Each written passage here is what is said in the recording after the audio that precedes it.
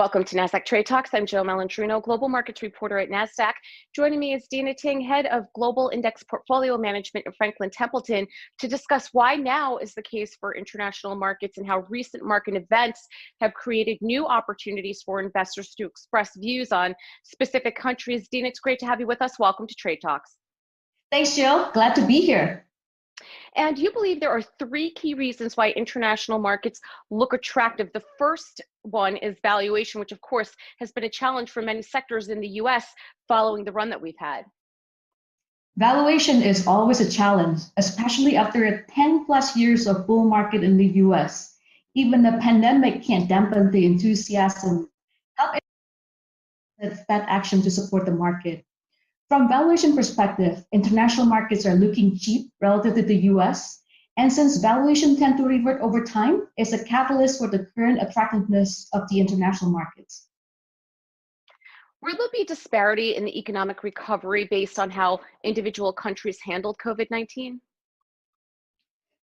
You know, Jill, COVID-19 has impacted global supply chain, how we work and live, and also forced innovation across many sectors, creating major dispersion across countries and industry. Even more notable is how each country's ability to handle the pandemic has created significant dispersion on the pace of the economic recovery.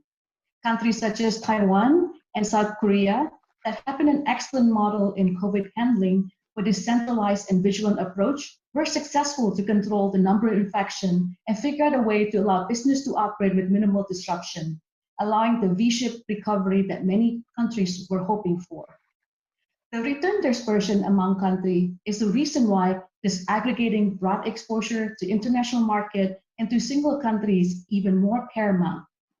As you know, Franklin Templeton offers single country ETFs that allow investors to get precise and cost-effective exposure to a single country, enabling investors to overweight higher conviction countries or create a bespoke country asset allocation.